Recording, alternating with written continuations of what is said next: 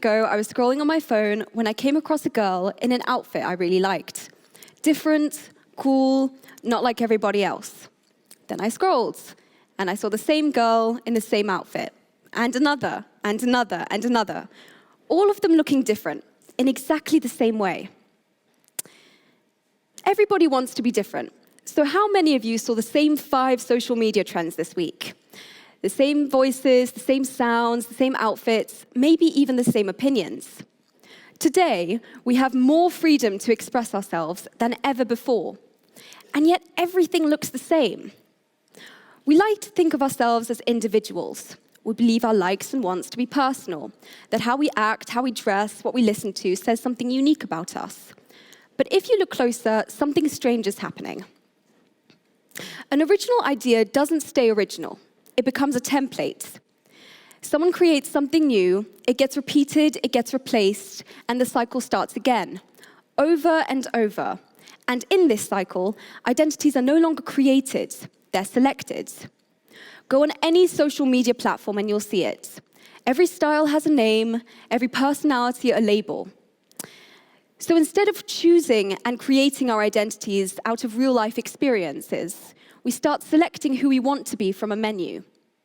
We pick a version that feels closest to us, adjust a few details, and voila, we call this individuality. But if you look closer, there's something worrying happening. We're not becoming these individuals because of our interests. We're choosing them, we're choosing these selves. But just when we notice this, we naturally try to escape it, because no one actually wants to be predetermined. We think, okay, fine, I'll just not follow the mainstream trends. I'll be different. I'll be niche. But what happens when even that has become a trend? You've also probably seen this, the anti-aesthetic aesthetic. Random, effortless, forced, messy, unput together. Clashing patterns, vintage pieces, things that are supposed to look like they don't belong together, but somehow all end up looking the same. Or those people who proudly say, I only listen to underground music. And then you realize those exact same underground artists have millions of streams worldwide. Remember when people thought Frank Ocean was unknown? And hey, no judgment, because I've done it too. There was a point in time where I started watching these really obscure films, not because I actually liked them, but because I liked what it said about me. I liked being different, I liked being unique. I would talk about them confidently, recommend them to people, and then one friend suddenly came up to me, someone who'd undoubtedly actually watched one of these movies, and asked what I really enjoyed about them. And I sat there thinking, and I just couldn't answer. And I thought to myself, do I actually like this? Or did I learn to like it? And when I thought about what I did like, the first thing that came to mind was sitting in the kitchen on a Sunday morning, the radio on in the background, with my mum and the dog being annoying as per usual. The dog, not my mum. And I realized this was something that had been with me long before I even learned to appreciate it. But the question stuck with me. Do I actually like this, or do I learn to like this? Because once you start asking it, you start to realize something uncomfortable. When everything you see is shaping you, it becomes hard to tell where you end and the internet begins. There's a line about free will I keep coming back to. We are free to do what we want, but what we want is not free for us to choose. Even when we feel like we're making these choices for ourselves, of our own volitions, most often these choices have been influenced long before we even made them. I think for my generation, this goes even deeper than people realize. Because we didn't just start using these platforms, we grew up with them. I'm 17, and I've never known a version of being a teenager that didn't include a phone in my hand telling me who to be. My first impressions and our first impressions of what's cool, what's normal, what's acceptable, didn't come from real life. They came from a screen, from algorithms, from something that was telling us what to do before we even knew who we were.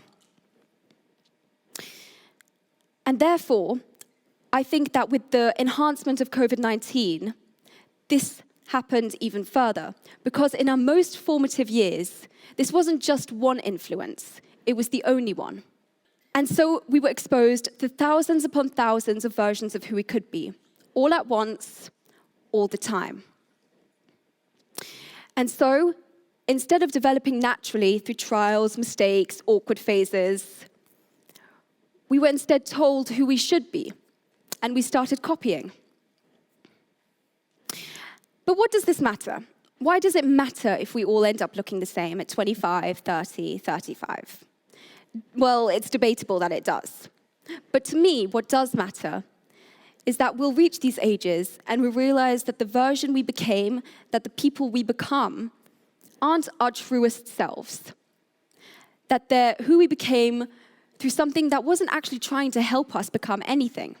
It was just trying to keep us watching.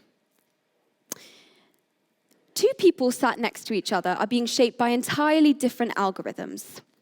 Invisible systems that are designed not to help them in any way or manner, but instead to keep them watching.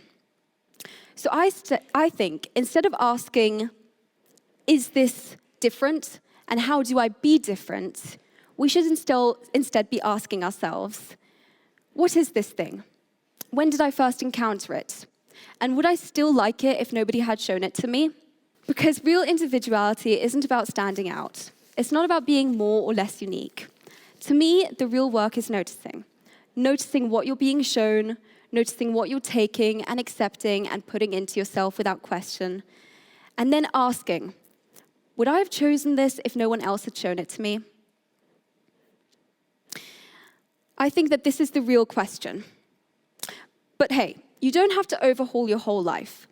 Instead, about once a week, try asking yourselves, pick something you believe in, and ask yourself where you first encountered it, when you first remember encountering it. And if you're like me, you'll be shocked at how often you can't remember, and how often, when you can, you wouldn't have chosen it on your own. So the next time you see a girl on your For You page, in a girl with an outfit on that's different, cool, unique, and then another, and another, and another, pause and ask yourself, did I choose this, or did I just recognize it? Thank you.